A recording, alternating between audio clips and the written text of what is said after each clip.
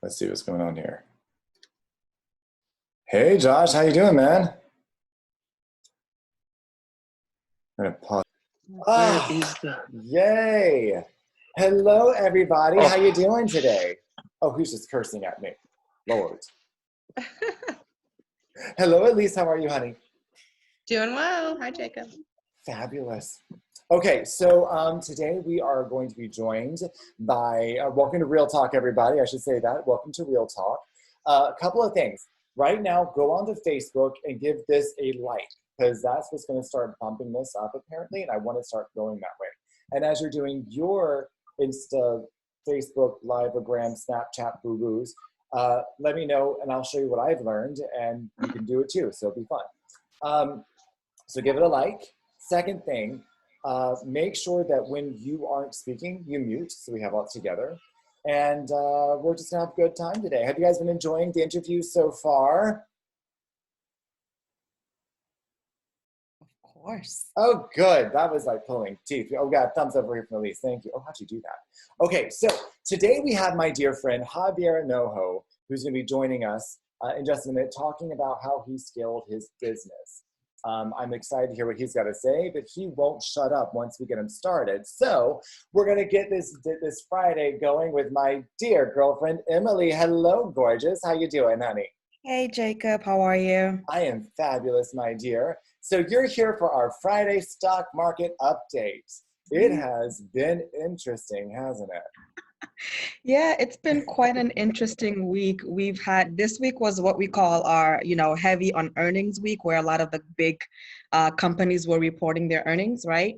And we all kind of knew that it wasn't going to be pretty in terms of, what they're foreseeing in the future in terms of revenue and all the other kind of stuff. So, we were kind of expecting what we got out of it. So it's just been one of those weeks where, okay, your big companies reported earnings this week. You had your Amazons, your McDonald's, your ExxonMobil, Apple, Twitter, you name it, Facebook, everything reported this week. Most of the major, large cap companies, tech companies are reporting this week. And it's, kind of like, we're just getting, they're pretty much foregoing guidance for the rest of the year, and they're just saying, forget it, we're not even going to tell you how we did, or they are telling us how they did, and we know that it's going to be ugly numbers, right? So the market obviously was responding to that this week in terms of like what they were reporting.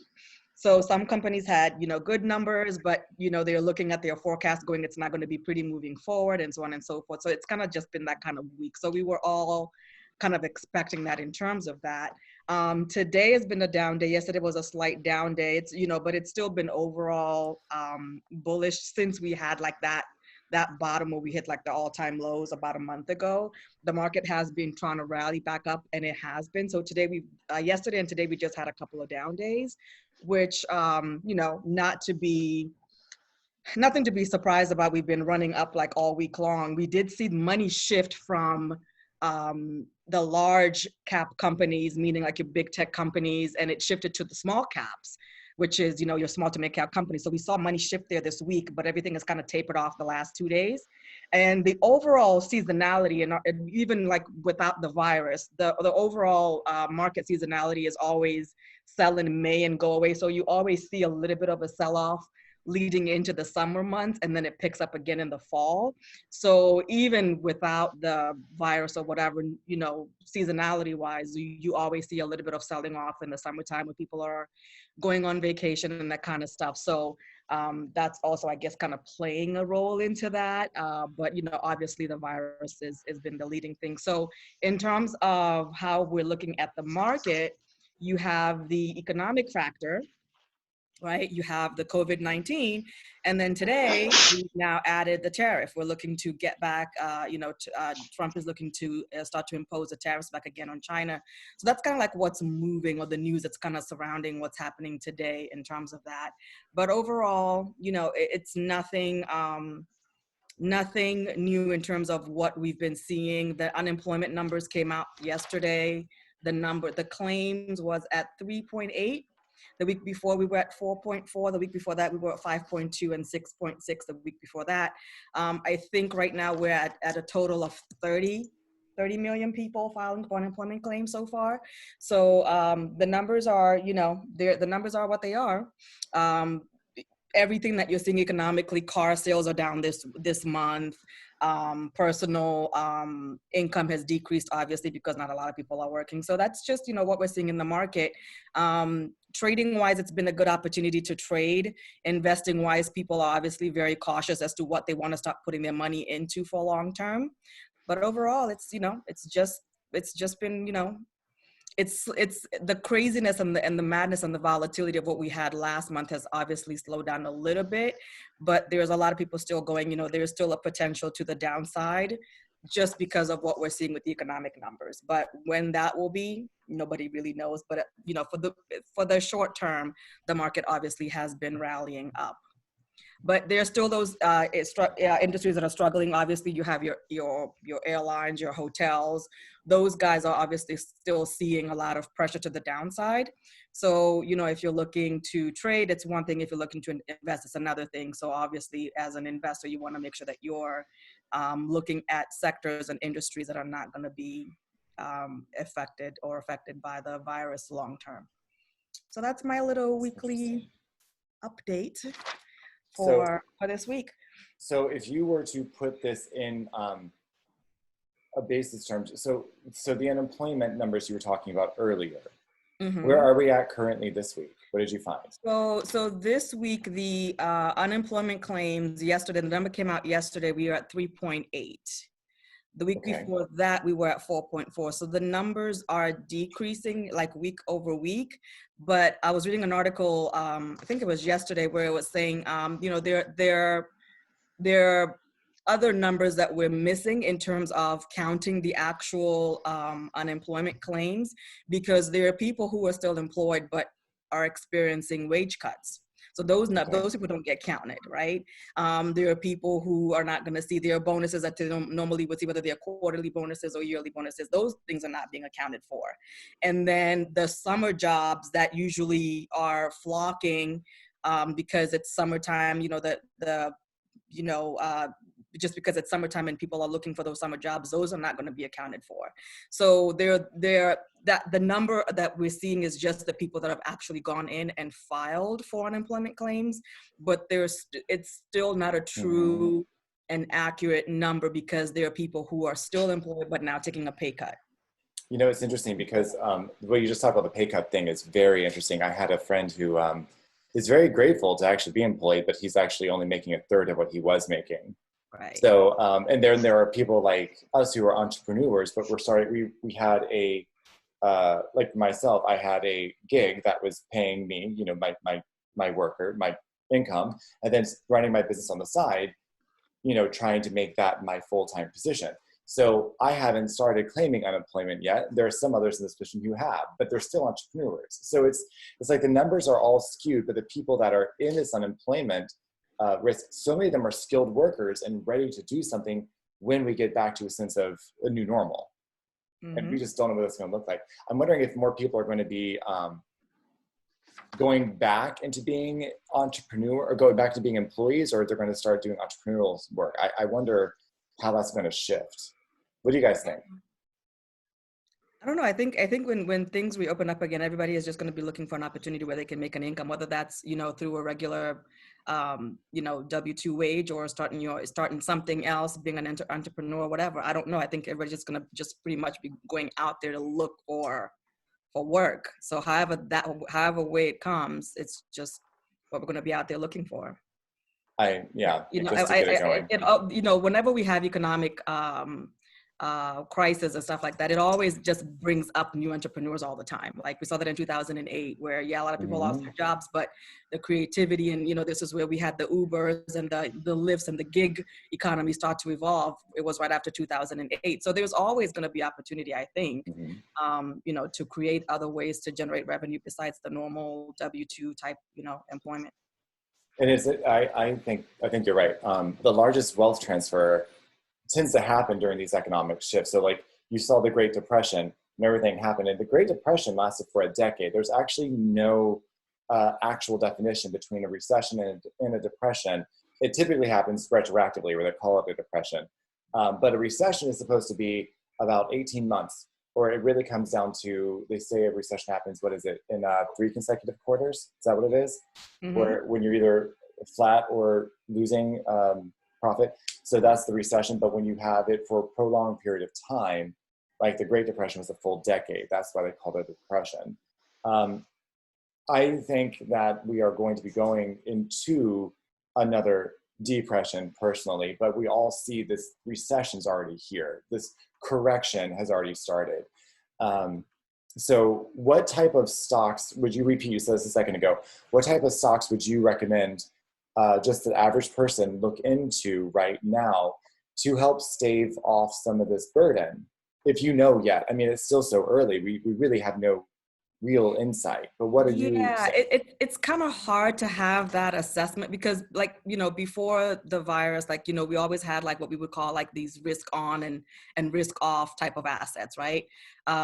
People would, if, you know, whenever you have the market, you know, crash, you transfer or you shift your money to the risk off type of things. Those would be like your utilities, your Walmart, your Coca-Colas and stuff like that, right? But even looking at, like, for example, maybe like a Walmart or a Coke, you know, Coke like really pays good dividends, right? A lot of people go to Coke. It doesn't, like, you know, have a lot of volatility where it goes up and down a lot, but it pays a good dividend. But even when you look at Coke numbers right now, yeah, we're all home and you know, everybody's going to go buy, you know, a bottle of Coke or whatever, but they make most of their money in restaurants. So even though it's considered a safe asset, their revenue right now is still going to be lower than it normally is because a lot of their income is, you know, comes from places like restaurants. You know, if you look at Walmart also, for example, yeah, everybody is going to Walmart to buy the things that they need, but we're just in the food section. We're not in the big bulk item sections. I don't see anybody buying a TV when you go into a Walmart or a Target or any of these, you know, big box stores like your Costco's. People are just still going to just get the essentials, and the margin, right? The profit margin of, you know, where they sell the foods versus where they sell their big ticket items is still not, you know, it's still greater, right? So even though those are what you consider your safe or your risk off type of investments, they're still not seeing that, you know, they're seeing profit, but it's not the profit that they normally would see because people are still not spending, It's right? true. So it's very hard to assess that right now as an investor as to where do you want to put your money, right? But, you know, there's still places that you certainly can. You can start to leg yourself in. Obviously, gold and silver are not a bad investment. You can never have enough gold. You can never have Never enough have silver. enough gold, honey. Never have enough gold. You can never have enough gold or silver. So, you know, Right, Robert? if I'm looking for that, that's probably where I would be looking to go. But it's still too early to say, okay, you know, take all your chips and throw it into this basket of things, because this is something that we have never experienced before. So it's very difficult to say, okay, yeah, this is the sector I would say, okay, no, you know, it's safe to go in, and yeah, it's very hard. It's interesting because what I've noticed in our local Walmart, it's Walmart. You're right. No one's buying big things because, you know, they don't know when they're going to make money ever again. They got like some stimulus money that came in. It was funny because when everybody's accounts got hit, all those memes came out that were like, hey, look, it's payday. And they were all like doing like hula dances and buying like airplane tickets to Disney World so they can't go and all that stuff.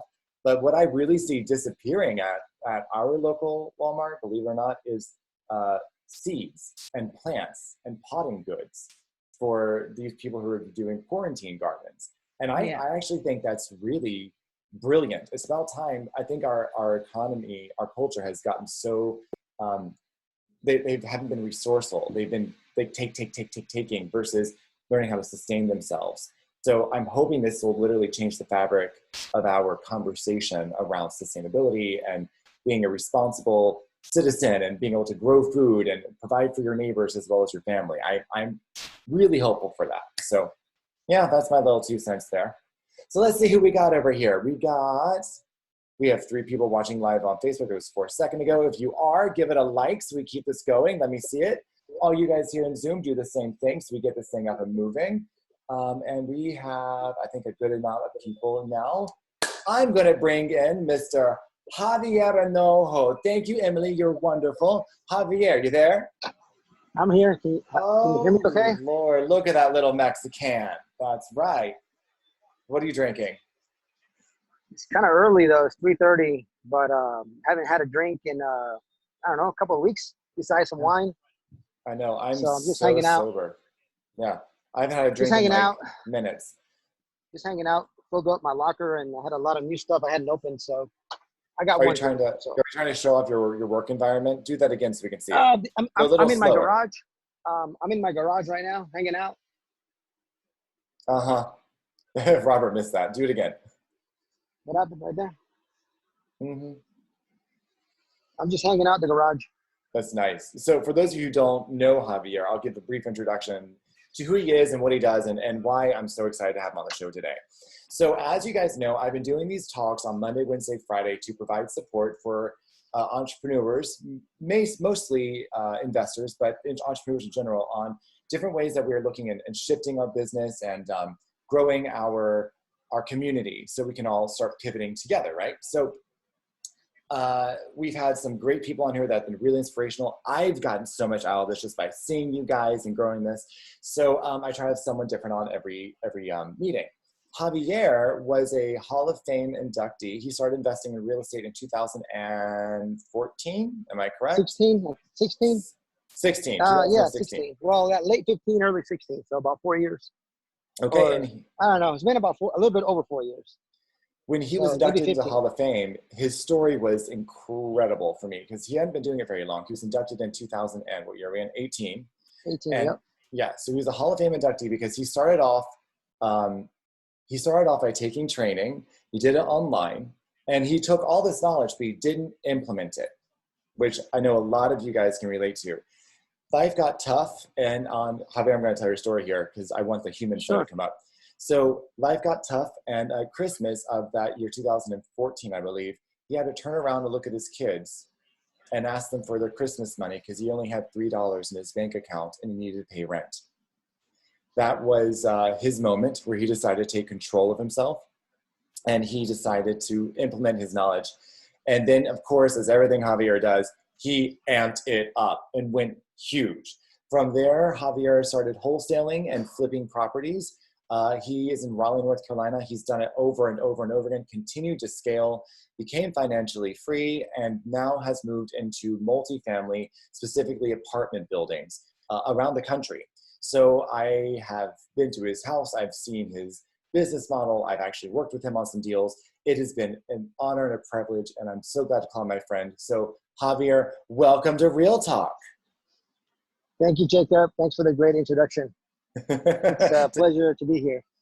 Oh, one thing I should mention is his wife is his much better, smarter, and prettier half. So, yeah. Look at my hair, man. I wasn't going to say anything, darling. Hey, actually, I got a hookup tonight. After we're done here, I'm gonna go get a haircut. Got a barber gonna cut my hair. Are you social distancing this barber? How are you doing it? Like with one of those vacuum attachments? I gotta pay him. You gotta pay. Hazardous pay. Well, be careful, as we all know. So, Javier, tell us a little bit about yourself. How did you, when you got started with investing, I told a little about your story, but from your words, why did you start investing and why did you choose real estate? Hey, look, I've been asked that question plenty of times and I want to be as honest as possible. I did it for the money, for the women, for the cars, and for the houses. So, and you can translate that for me. What do I mean by that, Jacob? You wanted to be a property pimp. Ah, there you go. No. Yeah. Right. My two women in my life, my daughter and my wife. You know, I wanted to have a nice, safe place for my family. Cars, I want to have a nice, safe car for my kids to drive in, and my wife to drive in, and I need financial security. So yeah, money, women, cars, and houses. Yeah. So, you had other businesses before. Yeah, I mean, I had a service company which I had since I was 18 years old, since I was in the military actually. But I know real estate was the way to, making, creating long-term legacy wealth. Mm-hmm. I mean, it's definitely not through flipping. It's definitely not through wholesaling, right? We flipped, 50 properties in a year, and we wholesaled, 80 plus a year, and it was great. Don't get me wrong, we made a lot of money, but I just had a high-paying job, so I didn't want to have a high-paying job. So last year, I sold all my properties around September. I have about 6 left to sell. And then I just focus on multifamily. Now we'll flip about, I don't know, maybe this year, 5, 10 properties, just because it'll make my wife happy, keeps her busy. But I really don't want, I don't want to, really focus too much on single family at the moment. I'll just focus on multifamily. So I want to talk a little bit about, again, how you have your multiple streams of income, what you did. So I want to go back to that. So you had a service industry. What service industry that you had since what was that? Oh, I'm a licensed locksmith in North Carolina. I didn't even know you had to be licensed to be a locksmith, but thank God you do. Yeah, you do. Yep.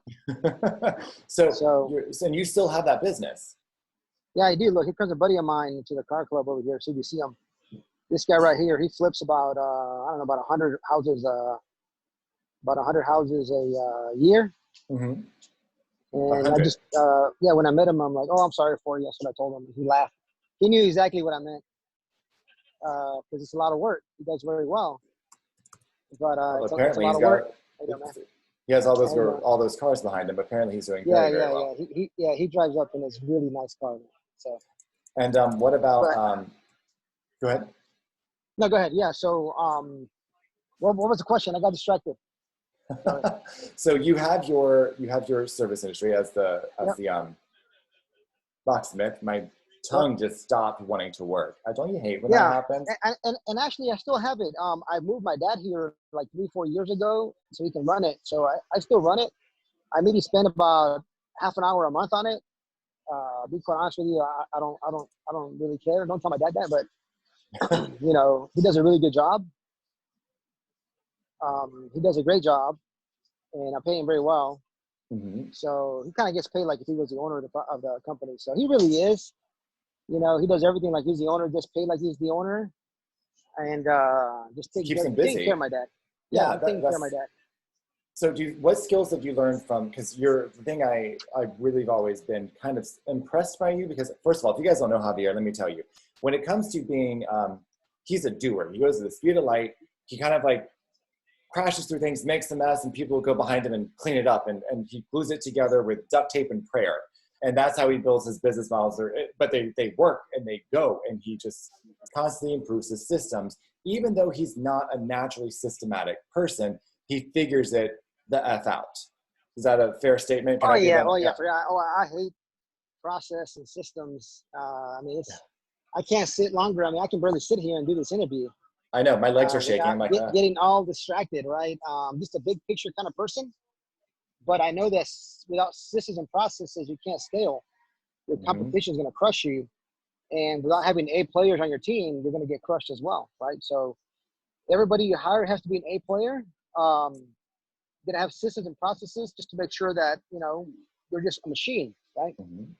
And when you say someone is an A player, when you look for someone to be on your team and they're an A player, what qualities do you look for with that? What qualities? Well, it just depends on the position, right? So basically, the biggest thing is you just create a kind of accountability sheet, right? What they're responsible for, and they got to hit those numbers every week. If they hit those numbers, then they're an A player. It's not really a type of person or personality, college educated or high school dropout. I don't really care, right? If you get the job done and you hit all your numbers, then you're an A player. So, if you have a whole bunch of decent B players in your team and you go against an A player, you're going to lose most of the time. So one of the biggest things is unemployment's so high right now. All those people out there that were B and C players and D players that had a job and their boss felt really sad for them that didn't fire them. Now they're fired. When that boss opens up again, trust me, he's not calling them back. It was a great opportunity for that boss to fire that person. And that person's going to be out of luck. You're going to have to find a new job or a new industry. And if you don't step up your game, you're going to get crushed, especially coming up here the next 6 months, 9 months when jobs are a little bit scarce. I love one of the lines that I'm going to butcher this, by the way. So fair warning, everybody. I'm about to paraphrase this to nothing from Warren Buffett. Sorry, buddy. I really love what you teach. I just can't remember. He says he looks for two things in his partners and investors and employees. The first one is integrity. And the second one is I forgot. But the last part of it is, but if you don't have number one, don't even worry with number two. Sure. So I'm like, I told you I was Well, going to yeah. butcher it, so it's a fair statement. I guess I don't know. Are we on a Facebook? Oh, I can't curse. We're on Facebook. Dang it. Yeah, you can. I don't give a shit. Shoot, I'll get blocked again.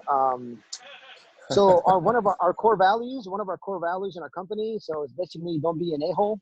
I say it nicely, right? So I guess the number one requirement is don't be an a-hole. Nobody likes them. Nobody wants to work with them. Nobody wants to work with them or work for them, right? So don't be an a-hole, right? And that's a lot of things. You know, have integrity, be honest. You know, have good work ethic. You know, just do your job. If I'm going to pay somebody to do the job, I don't want to be babysitting them. Then why am I paying you? Most of the people that you actually work with, they eat what they kill. Most of your staff. So, and the people in your system that you do have like your acquisitions managers. They get paid on their deals, on that percentage. You also have you do have your people to help the transaction get to closing. Your transaction coordinators. Yeah. You do have your assistants. So you do have some people on payroll. So yeah, we do. Yeah. But so how would you go about, so let's go to the topic that I wanted to get to today. So you went from not doing any real estate to doing 50 flips in a year, 80 wholesales in the same year. How did you scale from nothing to, let's say, accomplishing your first 5 flips? What was that scale like? I worked about 80 hours a week. So that wasn't the smartest thing, right? I ignored my family. Yeah, I'm Irish. Come on, man. I'm sorry, my mistake. I totally saw it. You're the only one that tans. Jeez, yes, I know, man. Javier, come on, man. Northern Ireland, actually. But anyways. Black Irish. Yeah, that's right. I'm brown Irish. I ignore my kids, ignore my wife, worked 80 hours a week. So not the right way of doing it. But eventually you got to get smart. And you got to put, again, systems and processes in place and having the right people. That's the hardest part, is having the right people. So just slowly, right? First thing I did was hire an assistant, right? And then from there, I hired an acquisitions person.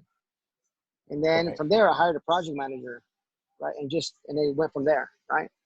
And with each time you hired, and when you started scaling your team and delegating some of these responsibilities, what was your, what did you notice in your business? Like when you hired your assistant, for example, how did that change what you were able to produce?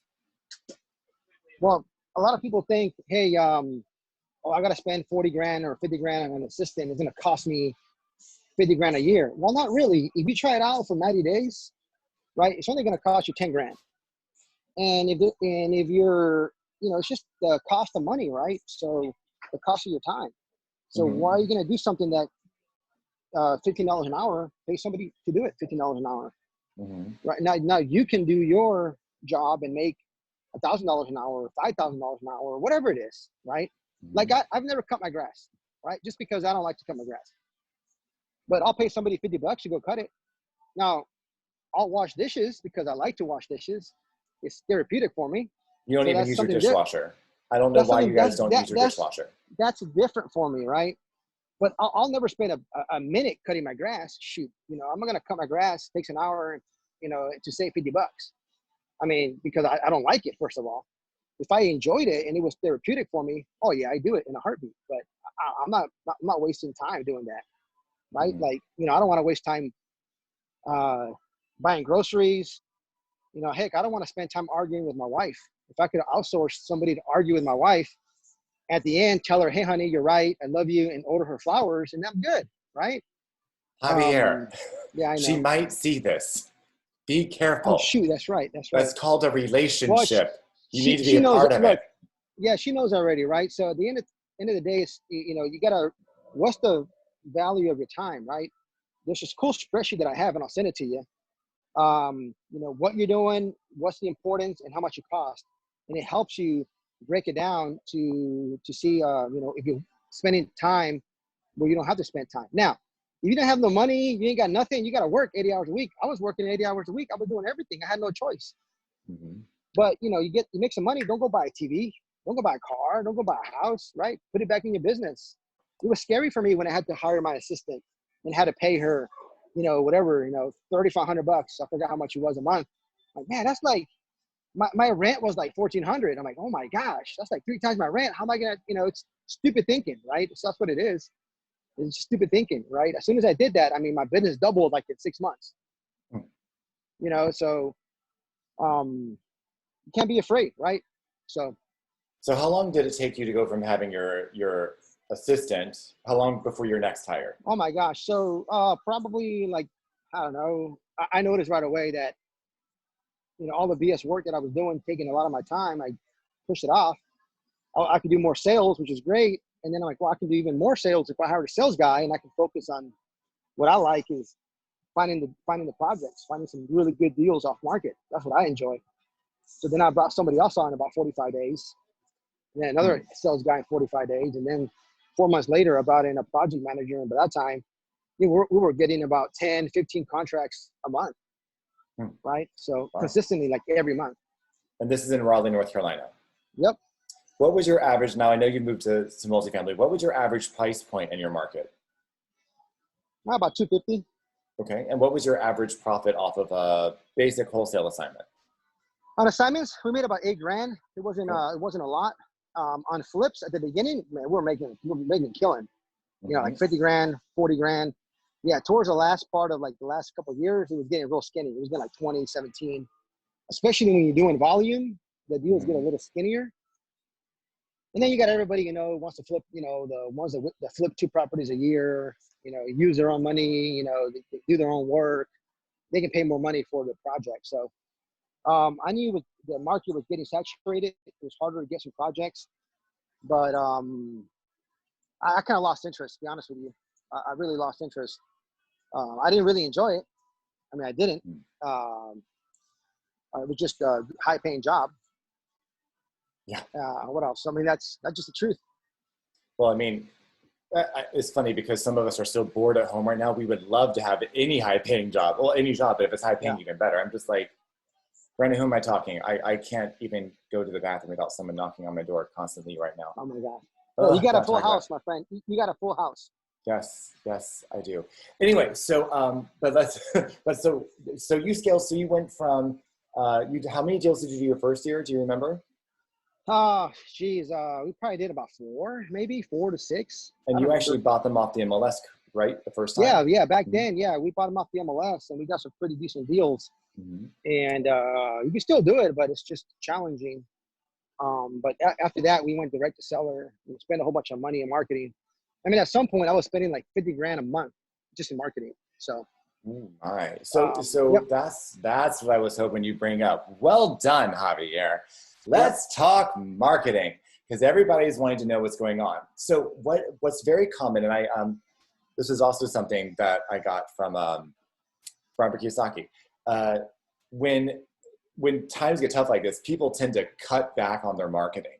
Like they don't want to. They're trying to save everything they can because so much marketing goes it's so delayed. No one responds to it, or they're wasting money on their marketing. They don't measure the marketing, so on and so forth. So they stop marketing altogether. But what Robert Kiyosaki teaches is when people stop doing marketing is when you ramp up what you're doing. So you're out there more and you're more visible than your competition ever was. So what were some of your ninja marketing tactics that you were doing when you started and that you're still doing today? So, I did a lot of direct mail. I spent a lot of money in direct mail. And then we also did, we made about 40, 50,000 phone calls a month as well, right? I didn't do Facebook ads. I didn't do pay-per-click. I didn't do none of that.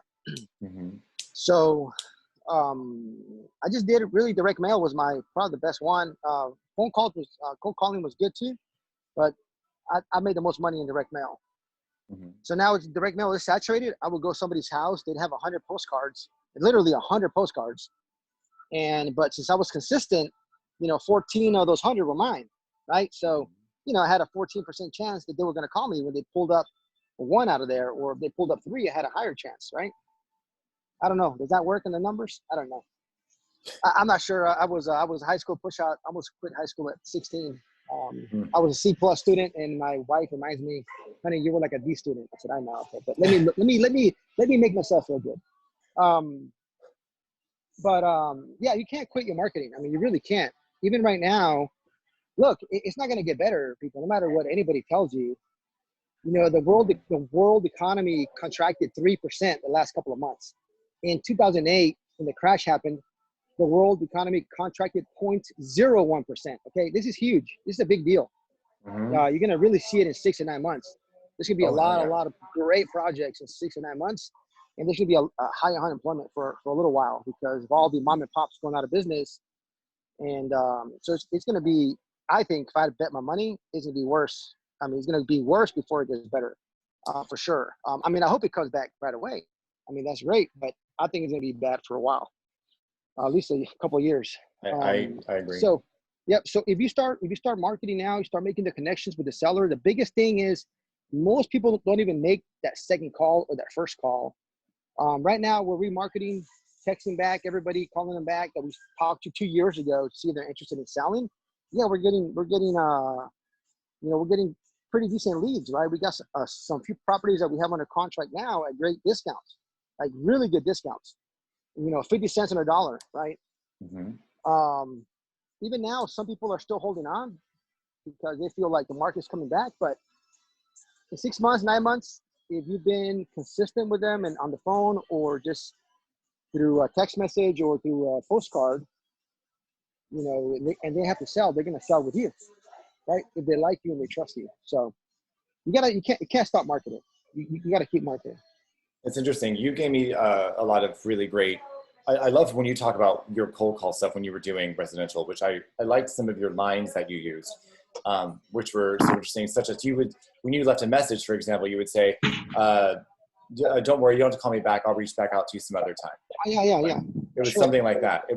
I thought it was really interesting, the psychology. You're no longer putting the responsibility on the seller to call you back. Yeah. You'll reach back out to them. And once you do that, but don't give any, it just builds don't give consistency anybody and extra integrity. something. Don't give people extra to do. Everybody's busy, right? If I call you, I'll leave you a message. I'm like, hey, Jacob, it's Javier. Hey, I'm just following up from my last call. I'm still interested in your property. Hey, I know you're busy. Don't call me back. No need to do that. I'll follow back with you the next couple of days. But in case you need to reach me, my number's 919. Then you give your number, right? That was it, right? And then every time I leave that message 1,000 times. Eventually, they pick up the phone or they call me back because they don't feel bad. They don't feel guilty that they haven't answered my phone call or when I say, hey, call me back, and they haven't called me back. If I'm telling you not to call me back and you don't call me back, you don't feel bad whenever you answer the phone by accident or I call you from a different number, right? Mm-hmm. So, yeah, I'm trying to give all your viewers a nice background. So, anyway. So am I, but mine has waves on it. Yeah. And I don't have to wear SPF. There you go. So you had so you had your residential business, which you still do. Your wife is actually a broker in North Carolina. Yeah. So she has her business run through that, and she's got agents beneath her. So that's one of the streams of income that you guys created after you started with your locksmith business. Then eventually you moved into real estate, blah, blah, blah. As you're scaling that, you ended up getting her license, brokerage business there, which is fantastic. And then you kept going. Now you've recently transitioned from residential to commercial. Why? First of all, this is going to be a few-part question. You should stay with me. Why did you decide to do that? Why? Just because of scalability, risk factor. I had a 10-year, I had like a 15-year goal. I can cut that into like 5 or 7. I love shortcuts. I love being efficient, and it's just better loans, better terms, better income. Have you found that to be the case even now with the economy turning? How's the lending? Well, actually, we could talk about lending for sure. Definitely. Look, we're in a different environment now, right? The lending is not the same as it was 30 days ago or even 60 days ago. It was day to day.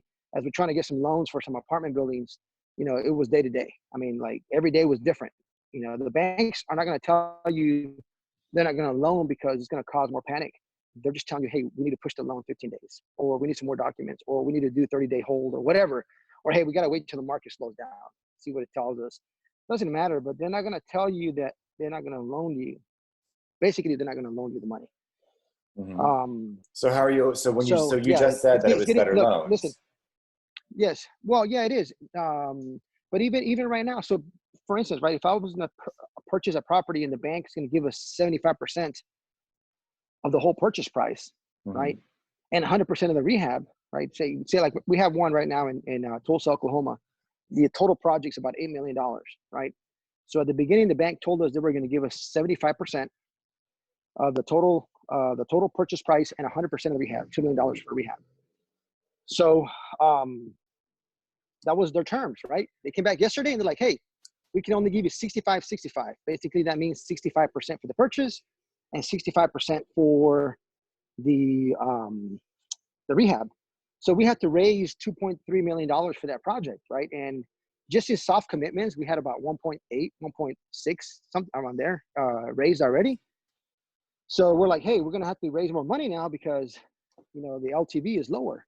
Well, we went back to the owner and said, hey, you're gonna have to carry 15-20% of this loan because he owns it free and clear. He's like, okay, all I need is $3 million cash right now. So, hey, it actually worked out better because now we only have to raise 1.6 million, and we pay our investors 10% preference return. So he's gonna give us carry back 15% of the purchase price at 5% interest only, right? So we even save money. It actually worked out better. Oh, so the deal And in the Tulsa is investors that still we are, going on. yeah, oh yeah. And the investors that Okay. we had already that had the soft commitments, the ones with the soft commitments, they're going to make even more money because they're still getting the same pie as if you were going to raise 2.3. So they're going to make an extra money. So it's pretty neat. So the loans are better. Let me tell you why. Even right now, the LTVs are lower. Guess what you got to do? You got to get a better price or some owner financing in the back, Mhm. right? So if the loans are only 50% LTV, I just got to buy it at 30 cents on the dollar. Heck, I mean, it's easy as that sounds. Just you got to do that way. Whenever you go to refinance, it's a non-recourse loan. Basically means you don't have to put your name on it. As long as you don't lie, cheat, or steal, that'll never show up in your personal credit. And you can So, cash out and you can cash out money too. They can give you cash out refinance, a couple $100,000, $500,000, whatever the project calls for on the mhm. refinance side. It usually takes about 24 months. Okay. And so this is the part I really enjoy too, because I've always been hammering network. Make sure you build your network, you get to know each other because you never know who you're going to run into. And I will tell you, the people in Yep. this room that are just in this call and the people watching on Facebook, there is a variety of individuals here from all sorts of investment experience and different lifestyles right now. Some people are just starting off. Some people are doctors, lawyers. Like there's a whole variety of people in different places in their life. And they all need a place to put their wealth and grow. So Yep. you were able to reach out because you were always incredible at networking when we had live events and we were going to different events. So we did a lot of stuff together. And you got business cards from everyone, you handed them out to everybody, you created your database, and you made that a priority from day one. What does that, like, why, how do you do that? What is your approach to getting people in your database? Listen, I was scared shitless the first time I had to raise money to buy my first flip. I had to raise like $15,000, right? And I'm like, oh my gosh, how am I gonna? That's a lot of money, right? And I had to raise 2.3 million, right? It's just a number, right? It's eventually, right? Your network is your net worth, right? So you start meeting people. You connected me with a few people. I met some people through our training, some other people at conferences. You tell everybody what you're doing, right? If I start telling everybody that I have a third nipple, right? I got a third nipple. Guess what? Everybody's gonna say, hey, he has a third nipple, right? I don't know why did I say that? Why the heck did I say that? I don't know I why I was gonna said that. say, But I anyways, mean, oh my yeah. Lord. Anyways, I'm using that as an example, right? So if I tell everybody, hey, I'm doing real estate, next thing you know, hey, you're the guy doing real estate. And for everybody that's in real estate now, been in real estate, hasn't done anything, or been kind of just, not really focused on it, or even they have been focused on it, this is a time to do it because the prices of the houses are gonna come down, properties for sure. The stock market falls first, and then a couple of months later, the lending tightens up. That's what we're seeing right now. And then 6 months, 9 months later, the real estate drops. Okay. So that's the best time to be in real estate. Even if you don't have any money, you can go out there and knock on everybody's door, right? I used to knock on people's door all day long with my Merce. Did I ever, you saw me with my Merce, right? My little man purse. I mean, it wasn't Did designer, you ever but see yeah, me I with my saw little it. man purse, Jacob? Yeah, mine was always nicer. It was my $100,000, you know. I called him my $100,000 man purse, his door, and she opened the door. She was like 80 years old because I had that purse. She's like, hey, with that man purse, you did not look intimidating, she told me. Sweet old black lady. And she was a tenant. I said, hey, look, I'm out here looking for the owner of a property out here that's possibly selling. I don't know if I have the right house.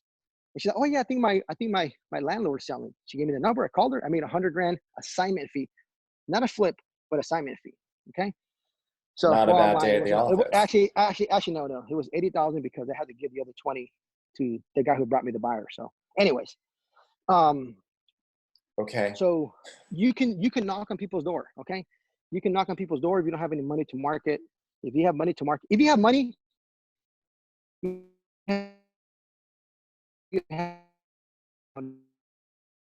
Okay. You've got to stop moving because all we're hearing is like, wah, wah, wah, wah, and it sounds money really weird. We don't hear you. really shouldn't be an excuse. This is just a lot harder. It's a lot harder. You got to grind. Did you guys hear any of that, or was it just me? Okay, Hold on. yeah, you gotta sit still, boo boo. We're not getting you. Good. Okay. And that was how you made $1 million, everybody. Okay. That was a secret right there. So yeah, we didn't get that last part, unfortunately. So you're going to rewind and start back from Tulsa, Oklahoma. Tulsa, Oklahoma. I'm kidding. Oh, shoot. No. Yeah, seriously. Sit still, No, boy. which part? What was the last part you heard? What was the last part? That was clear. Hi, my name is Yes. Javier Hinojo. I'm kidding. Oh my God. No, you were talking about you gave the $20,000 to the guy who brought you the buyer. Yeah. So I'm saying if even if you're out there and you don't have any money, you just got to grind. If you're out there and you got money, and you can't do this business, you know, it's that's bad. I mean, because it should not be hard if you got money, because you can just invest passively. You can get a loan. You can find somebody out there who's grinding and partner up with them. Let them do the grunt work, and you guys split it somehow, right? That's actually a really good idea. And that's actually a perfect segue to what I'm going to be talking about here in a minute. So we have 5 minutes left, and I'm going to make my little announcement, but I want to give you a couple more. I want to ask you a couple of things, because a lot of people, I find they're nervous to get going with investing because for a few things, and I think a lot of it's subconscious. But one is they think they don't know what's going on. Guess what? You never will. Do it anyway. They don't feel that they got the money. The money is there for the right opportunity. As I'm finding, these are all things I'm learning and discovering too. So please know I'm speaking from experience, guys. It's not just, so I'm being vulnerable here. But something else is interesting is people, I think, they're scared it's going to actually work. And when they have the money, they don't know what they're going to do with it. Because what that's going to require, and this is the thing that people really need to get out of their own way do, and this, again, speaking for me as well, when I was battling all this, you don't know what you're going to do with the money because you haven't gone to financial gym lately, right? You haven't gone to work those skills out. So I have a really good answer for you. All right. Super easy, guys. Super easy. If you don't know, you're nervous, whatever, hey, just pay your dues, right? Find a good project, partner up with somebody, learn the process. Maybe you don't make as much, right? But you learn the process. You're under hip, and that's it, right? I mean, it's not hard at all. If somebody out there brings me a project right now that'll work for me, right? That'll work. Heck, I'll bring the money. I'll sign the loan. If I can't sign the loan, I'll find someone to sign the loan. We'll do everything, and you can get a piece of equity and some acquisition fee, right? So, but now it has to be a good project, right? Don't bring me some bull crap off the MLS, right? So. Yeah. I love that you said that too. So, but when you do exactly what you said, you also build credibility. You get insight onto how to build system, which is not my strength. My strength is definitely more of a personality. It's a brand ambassador, it's helping people get to networking. And I mean, I know that about myself. But when it comes to scaling and systems, as you guys see, every time I try to turn these meetings on, I clearly have a little bit of a lack with that, right? Like I'm always like, I'm trying to get better. I had everything copied and pasted ready for this week. So anyway, but again, it's those systems that some of us struggle with. But as you do your part, when you stay in your lane, you're building credibility. And as you build that credibility, people start to see where you are and they trust you and they start going there. Just make sure you are aligning yourself with others that are in your value and have your business. They care about you and your business as much as you do, and you care about theirs as much as they do. That's a good partnership. Listen, you partner up with somebody, you learn their process, you learn their systems. That's what they're going to pay you for bringing a good project, right? Or even bringing money to the deal, right? Raising money or bringing money, right? You can ask for whatever you want. Hey, I'm going to raise money for you, Javier, or I'm going to raise money for you, Jacob, or I'm going to raise money for you, but I want to learn what you're doing. I want to be a part from A to Z. And then they're like, okay, great. Okay, let's do it, right? You got to get out there and you got to network. You got to, just get out of your own way, right? Yesterday, I went to see a guy who has a 10,000 square foot house that's going to get foreclosed on. And I said, hey, look, I'm going to go take a look, see if I want to buy it, right? It's like $2 million. I would not buy it. Just it's huge. It's too big. I just wanted to go talk to him. I took my wife. We just had a good chat. And hold on. Yes, listen, Jacob, his neighbor walks over and I met the guy that invented the chip that goes on your credit card. Come on, man. Right? Really? The microchip? His house, like $5 million, right? Right here in Wakefield in Raleigh, North Carolina, one of the nicest subdivisions in the whole city. I never had any intention of buying this guy's house, but I wanted to go meet him. And he'll do owner finance after I left with him. He's like, hey, look, give me like $400,000 down and you can take over the $10,000 a month payment. I'm like, I'll pass. It's not that I wouldn't pay $10,000 a month. It's just I wouldn't pay 10 grand for that house. Anyways, if anybody needs a $2 million house owner finance, let me know. Oh dear God, that is so funny. Okay, so that's awesome. So anyway, I know you have your 4:00 phone call you need to take with your new property management company. Is there anything that we can do to support you in your business right now? Are you still doing any of your webinars and stuff that you were doing? I'm going to try. Yeah, I'm going to try to do some more here shortly. Everybody follow me again on Facebook because my other account got frozen. That was funny. Yeah. So I'll put out, if I don't have your email, I don't like to spam people, but for sure, yeah, I'll have some stuff coming up. Single family, not that interested unless you got some stuff coming up, Jacob, that I can be part of that we've talked about before, just to kind of give back and help out. Okay, I'll do that just because I love you and everybody that I've met at the conferences. I want to be able to give back. But I'm long-term apartment buildings, so or mobile home parks or self-storage units. So that's where I'm at. One thing I love what you've done, Javier, is you are the example of what we're supposed to do in real estate. You get into it, you pay your dues, like you said, you do what you got to do, and then you don't get attached to one thing, and you keep growing for that legacy that goes on beyond you, which is incredible. One of my friends, actually, I don't think she's on today, but Jen, she said something yesterday that she feels so fortunate that her grandfather is taking care of her entire family from beyond the grave. And Jen she does not live an extravagant lifestyle. She's not a trust fund baby that you know. She's a sommelier at a restaurant. She's filing for the unemployment for the gig unemployment, and she's starting to push herself now and learn about financial education because of what's going on in the economy. So this is a great time.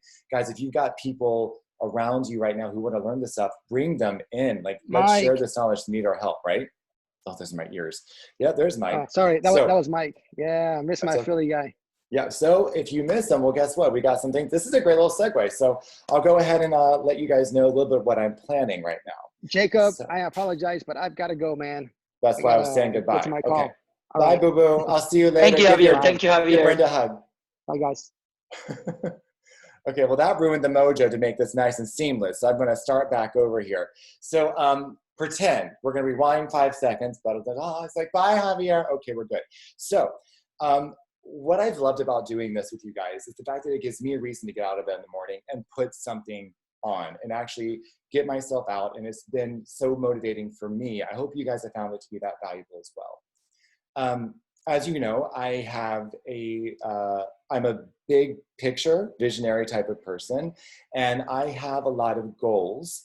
The primary one is to really, I want to be significant in the manner that I want to change the fabric of our culture and how we handle youth homelessness. really all homelessness, because that has been a problem. That's a problem in our country. It's been one for decades. It's only going to get worse. I get text messages now from kids who are being kicked out from their family because of the pressure of COVID. I've got to scale my business. That's what I'm doing when I'm not preparing for this. I'm trying to get my nonprofit up and running. All of you guys know what that is going on.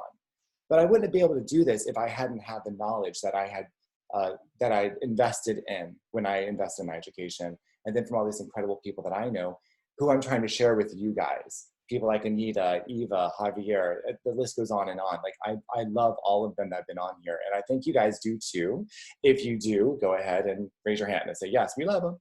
So I'm not gonna give everything away right now, but I am gonna give you guys a little bit of a teaser for the next week. Next Friday, I'm gonna actually launch everything, but I'm going to tell you just the premise of an idea. So many people that you know from investing don't get started. And a lot of it's because they learn, and what they learn, it sounds great and it's exciting. Then they go home, they've got no one to bounce ideas off of, and they feel stupid and they never get started. Well, now our economy is completely changed. You could look at your next door neighbor's house the same way you look at a house clear across the country, because we can't go anywhere. So the obstacles people are having, which were to stay home or to go and see stuff they couldn't leave their market, well, now the entire United States is your market. Does this make sense so far? You with me? It doesn't matter where you live, you have to do the same process now, whether it's your next door neighbor or your girlfriend in Alaska, it doesn't matter. So I have been doing this in my business lately, and I've been telling you what I've been doing. I've been trying to partner with people that I know are actually buying right now. And I'm trying to come up with a fun way where we can all do this together. It's going to be a challenge. It's going to be about a month-long challenge where we can all get together and actually see some results. We all build credibility, and we continue to build something better together. I'm really excited for what we're about to launch. Right now I'm working on the landing page, and I'm working on all the resources that we're going to get. I'm talking to specific individuals who will be helping me see this dream across the finish line. And the people who are in my calls and are participating, you guys are going to be allowed to apply or audition, if you would. I'm trying to make this as fun as possible. I've been having a great time working with it. Elise has been helping me. We were working until 3:30 in the morning the past couple of nights, just like brainstorming and getting things up and moving, and how we're gonna, oh my gosh, it's been so much fun. Are you having a good time working with me on it? Of course, we can't stop. So you guys have a lot of exciting things coming up, and I think it's a really great opportunity for everybody. I wanted to do this when I was with Elite, but they always have all this red tape. So now I'm like, well, screw it, I can do it on my own. Yay! And also Javier, as you just heard, I've been talking to him about it. Who else is in here that I've talked to about this?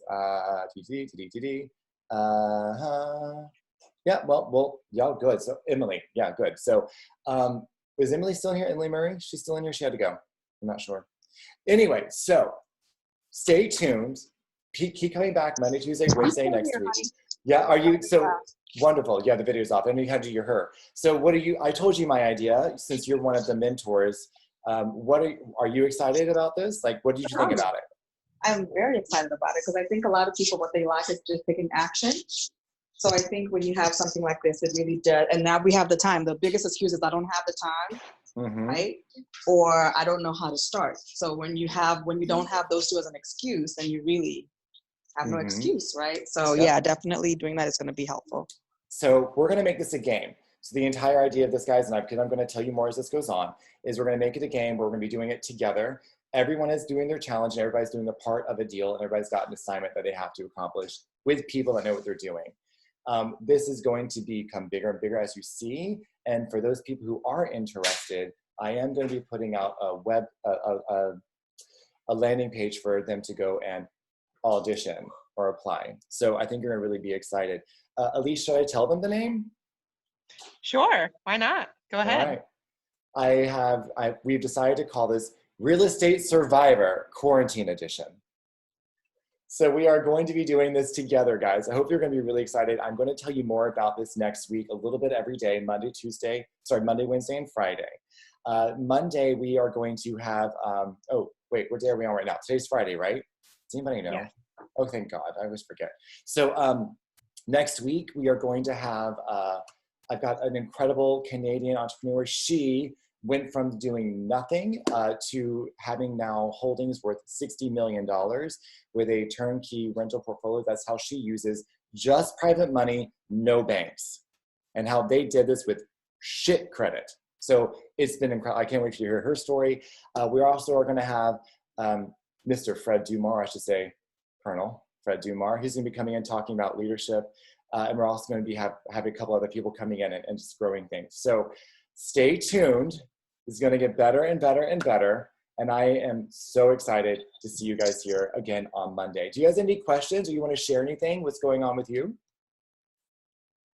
Sorry I came in so late, Jacob. I'm so happy that you these calls. And I want to share something with you guys. Basically, like you said, we are living in the time of quarantine and everything is shut down. So not having the time is an absolute BS excuse right now. I can tell you that I didn't go to sleep last night till about 5 a.m. because I stayed up and I deep dove creative financing, and it makes sense. And I feel like Neo in the Matrix right now. It makes so much sense.